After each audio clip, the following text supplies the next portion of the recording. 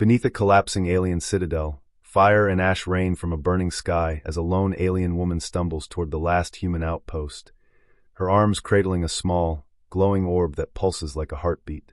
Her blue skin is streaked with soot, her long black hair torn by wind, her horns cracked from battle, but her eyes hold a desperate plea. Soldiers raise their weapons, unsure if she carries a bomb or a miracle, until she collapses at the commander's feet and whispers, "This is the last star of my people, please, don't let it die."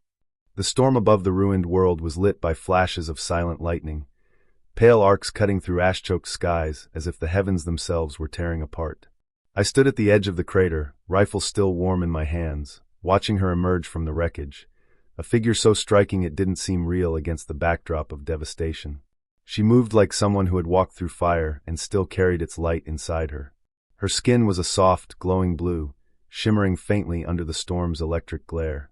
Long black hair whipped around her shoulders, tangled by wind and streaked with dust, yet still carrying a sheen that caught every bolt of light.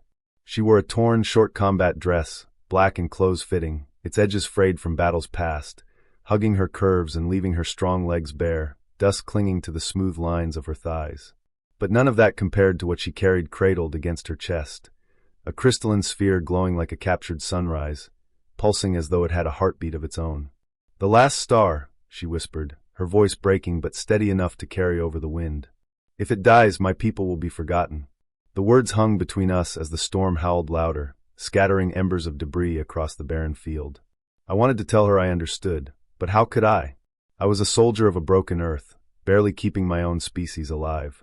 Yet the way she clutched that light, the way her wide, desperate eyes looked at me, not for pity, not even for help, but for a promise, I felt my hand lower the rifle without thinking. We ran.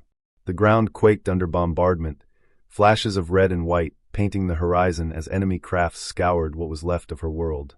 I could feel her breath hitch every time the star flickered, her grip tightening, her body pressing closer as if shielding it from the air itself. I didn't know where I was taking her, only that stopping wasn't an option. A collapsed overpass became our shelter. She slid down beside me, her legs folding gracefully beneath her, muscles trembling with exhaustion, her chest rising in quick, sharp breaths. The star pulsed weaker now, like a candle in a dying wind. "What is it?" I asked, forcing my voice steady. "Not what," she corrected, eyes never leaving the glowing sphere. "Who? This is not a light. It is the memory of my people, their songs, their histories, their lives. Compressed into energy.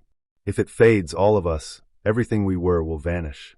The words struck me like shrapnel. I wasn't looking at a relic.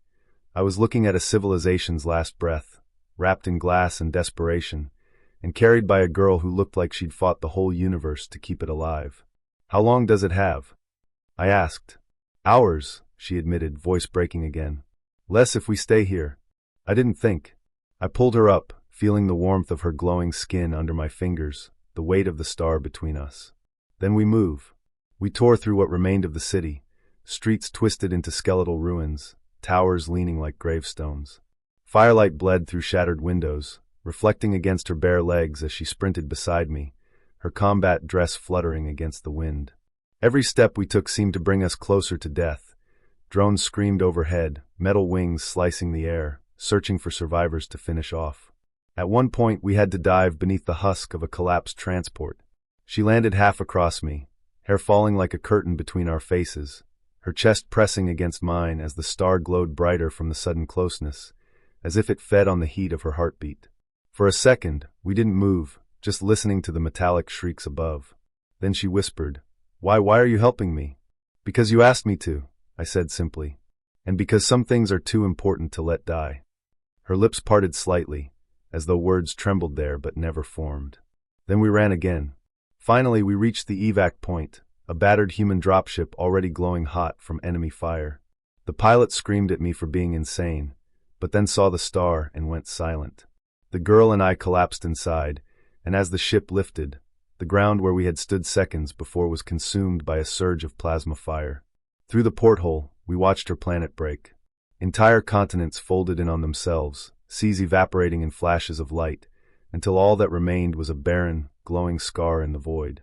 She pressed her forehead against the star, whispering words I couldn't understand, songs of farewell, maybe, or promises to ghosts. I didn't interrupt. Hours later, as we reached orbit, she turned to me, tears catching against her glowing skin, streaking down her cheeks like tiny prisms, and whispered, "It's fading, it needs an anchor, something living to share its memory, or it will die." I didn't hesitate. "Then give it to me."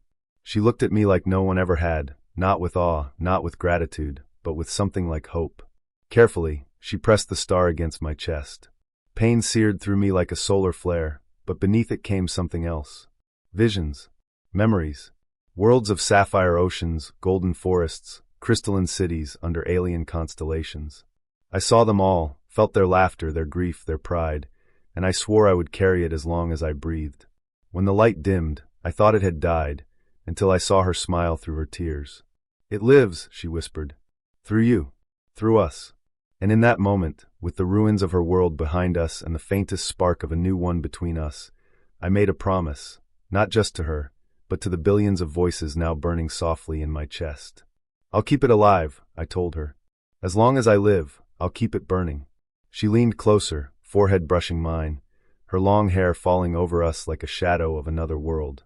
And as the stars stretched endlessly outside the viewport, I realized one truth. Humanity wasn't just saving her people that day.